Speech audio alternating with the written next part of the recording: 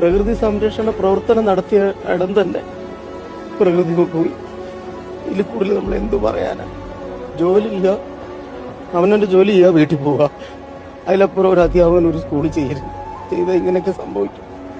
ജോലി ചെയ്യുക, വീട്ടിൽ പോവുക, ജോലി ചെയ്യുക, വീട്ടിൽ പോവുക, അത് മാത്രം മതി.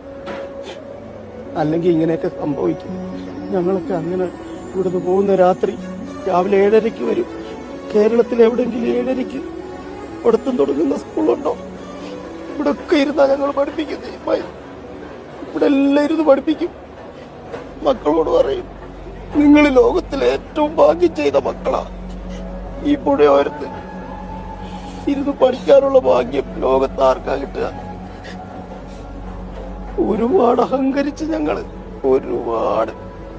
അതിനെല്ലാം കിട്ടി, എല്ലാത്തിനും കിട്ടി. ഒന്നുമില്ല സാറേ, എനിക്ക് പറയാൻ ഒന്നുമില്ല.